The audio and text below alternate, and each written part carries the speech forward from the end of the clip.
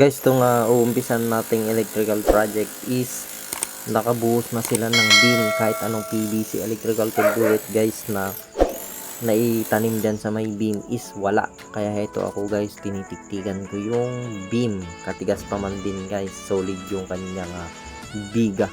Gamit ko tong chipping gun guys para mabilis na matiktikan. Yung lalabas dyan guys na PVC is 1/2 size then 3/4 size guys. Tapos yung 32mm na dadaan ng service entrance guys. Alam ko guys na itong ginagawa ko dito is which is mali, pero yan yung way para mapadaan natin yung mga home run galing sa second floor guys. Kasi yung kanya funnel board guys is nandito sa ground floor, dito sa may likuran ng main door. Kaya kung saan ang mas maaga na naibigay sa ating tong project na to guys is naabangan sana lahat. Kaya ayan ang problema guys kung nauuna ang mga buhos sa beam, lalo na pagka second floor. Kahit na kanyan guys, residential bungalow type guys, tapos bago yan mabuhusan yung beam nya guys is nakaabang lahat ng mga PVC para iwas tayo bakbak sa kanyang beam or guys sa may kanyang slab guys. Sa part na to is okay na siya, kasya na yung PVC 3/4, PVC 1/2 at yung kanyang 32mm na PVC guys. Kaya dito sa part na to guys is hininto ko na,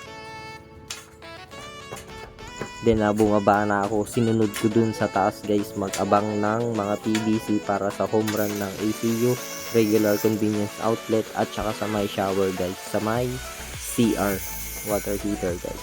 Guys, ito yung tapat ng tiniktikan natin dun sa may ground floor, sa may biga.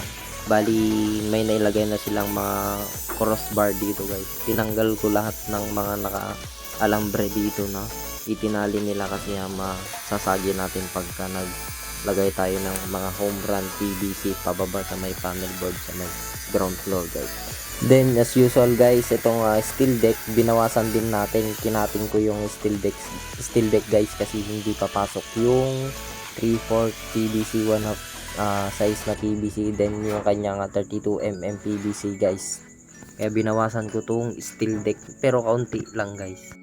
Guys, ito yung itsura ng steel deck na binawasan ko. Diyan papasok yung home run para dito sa may second floor guys. Kaunti lang naman yung naibawas dyan guys. Tapos dyan sa may biga is meron pa namang semento guys. Konti lang naman yung naibawas sa may biga. Then sasabayan ng buo sa may slab yan guys. Guys, itong oras na to is tirik na tirik ang araw kahit gaano kainit guys. Is eto tayo, naglalatag tayo ng PVC para sa second floor. Kasi kinabukasan yan guys is magbubuhos na sa kanyang slab, concrete slab guys.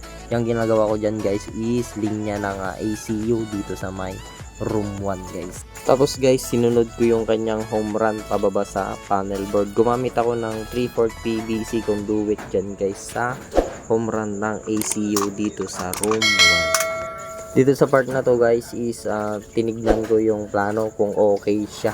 Then sinunod ko naman yung room 2 ACU guys. At ayun na nga guys, nailagay ko na yung kanyang PVC 3/4 conduit para sa may ACU room 2. At yung home run niya guys papuntang panel board is okay na. Guys, dito sa part na to is yung kanyang ACU room 3 connection. Ayan na guys, inayos ko na yung kanyang PVC 3/4 home run papunta dito sa may panel board pababa sa may ground floor guys. Guys, bale ito yung home run ng ACU room 1, ACU room 2, ACU room 3. Gumamit ako ng dito guys, 3/4 PVC conduit para sa kanilang home run guys.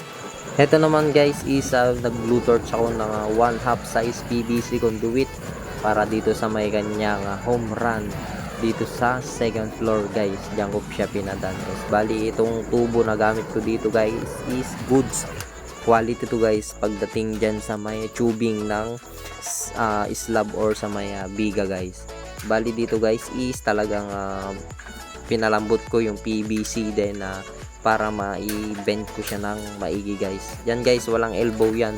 Gumamit ako ng pure PVC dyan guys na buo, tapos binend ko siya ng true Bluetooth guys. Tignan nyo naman guys, napaka flexible hose nung PVC conduit dyan guys. Dyan guys is hindi siya nabitak or anong UP dyan. Bali yan guys, pinatayo kong PVC 1/2 na yan is dyan nadadaan yung home run ng lighting dito sa may second floor. Bali meron dyang hasinta guys, bali dyan na yung kanyang pwesto. Extension na lang ng PVC 1/2 guys papuntang ceiling kapag magwa-wiring na tayo dito sa may second floor. Okay na guys, is sinunod ko tong isang home run ng lighting outlet dito sa may second floor guys. Bali dalawang home run guys yung sa may lighting outlet ng second floor guys. At yan as usual guys is blue-torch ko siya, pinalambot ko siya para madali siyang mai-bend guys. Guys, bali okay na tong home run ng lighting outlet dito sa may second floor. Yan na guys yung kanilang PVC conduit size 1/2 guys. Guys, sa part na to is sinunod ko naman yung kanilang regular convenience outlet guys. Ayan na yung aking layout guys. Guys, bali ito, bagong layout natin, second floor dito sa amin. Bali bahay ng pinsan ko. Ngayon guys, yung sinend sa atin na binigay sa ating electrical plan is ito. Yan. Tayo na lang gumawa guys ng kanyang home run nitong second floor na layout natin.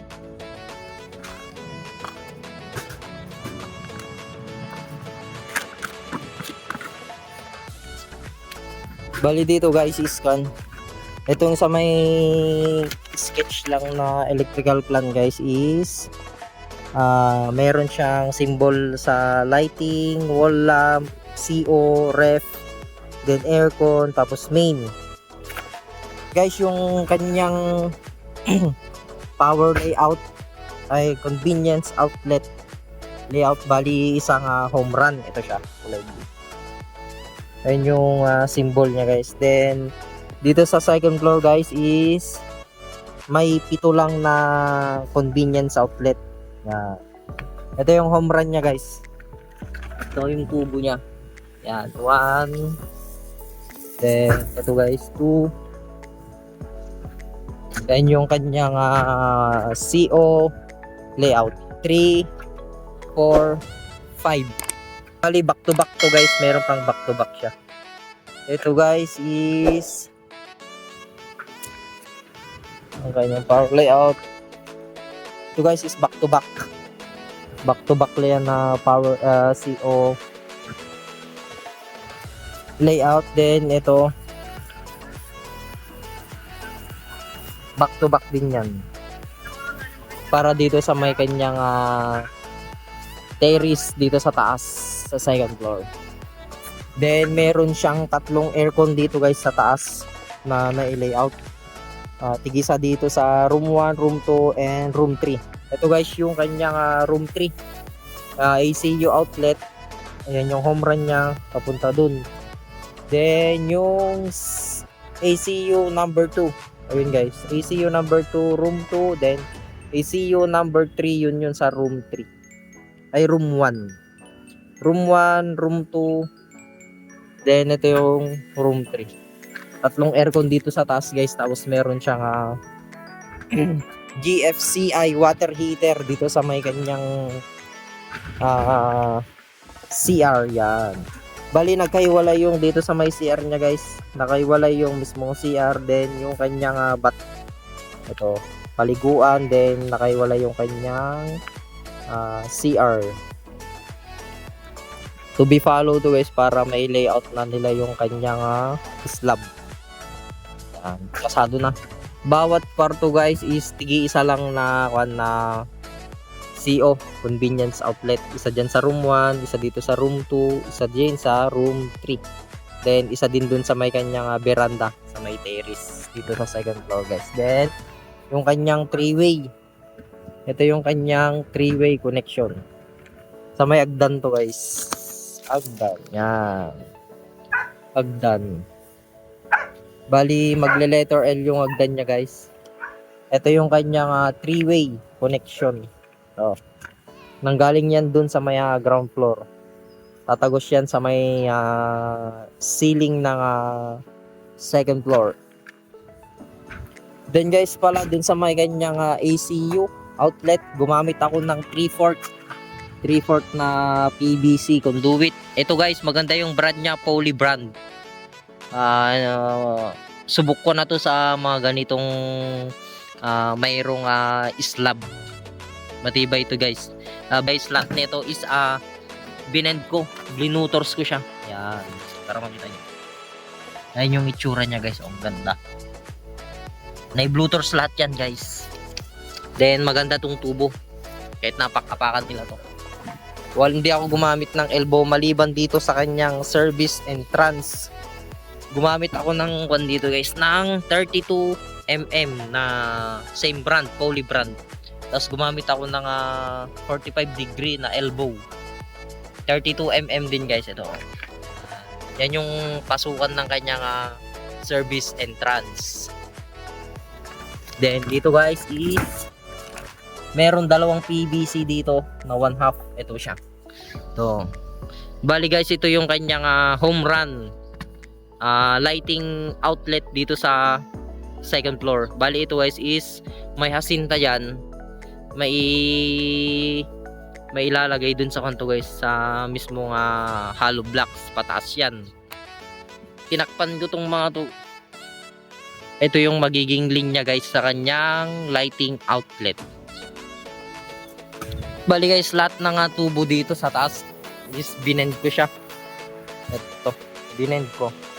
Para hindi siya pasukin ng bato or ano dyan. Or malagyan nila ng bato. Kung sakali. Lahat yan meron. Yan.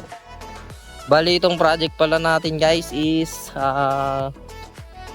hanggang slab muna. Dito sa may second floor. Then itutuloy din pagka may naipon ulit. Ayun. Ito guys, abang. Binend ko lahat to guys para hindi pasukin ng tubig tapos or mga bato. Matatagalan guys bago maitutuloy na naman itong project natin. Lahat yan nakatakip. Binend ko lahat. Pwera na lang to guys kasi antayin ko lang malagyan nila ng formworks, then extensionan natin linya ng kwanto guys ng water heater, GFCI water heater dito sa may CR, hot and cold shower guys. Yan yung apag nya. Okay na to guys, ready na for buhos. Buwaka Monday magbubuhos na sila. So, bali dito yung mga kanya guys, home run. Sa ground floor yung kanyang panel board. Bali kaya ako binend guys na ganyan is ito yung kanyang panel board sa may ground floor. Ito yung kanya guys Ito yung main door. Main door guys, then ito yung kanyang panel board. Ayun yung kanyang symbol guys, main. Ito naman yung kanyang panel board. Bali yung dito sa taas guys is tinamaan siya ng terrace dito. Ito open area. Terrace siya guys. Pagka tinagos ko dyan, wala siyang pupuntang hasinta, hollow blocks. Kaya ito yung kanya guys, yung kanyang home run. Ayan binend ko siya. Then dito ko siya nilagay yung home run ng lighting papuntang ceiling nandun yan. Dito sa may second floor. Yan sarado guys. Ito kasi open to. Open tong area na to. Yan, open yan. Terrace. Kaya lahat ng to guys is mabubuhusan. Bubuhusan lahat to. Walang magpapakita na walang exposed na dito guys tubo maliban dito sa ating mga abang. Yung mga yan guys ang magpapakita lang. Yun yung mga yun.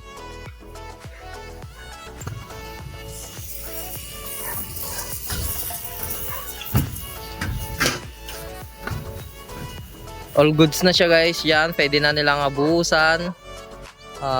matapusin lang nila yung kanilang paglatag ng bakal dito. Yun lang guys, sana nakapulot kayo ng aral sa ating video for today. Subscribe my YouTube channel Moto Elect TV and Facebook page Moto Elect TV. Maraming salamat. Guys, update sa ating second floor na electrical project. Bali nakabuhos na sila. Okay na to. Antayin na lang natin na totally complete nila dito sa taas. Pero yung mga abang natin sa electrical is goods na yan.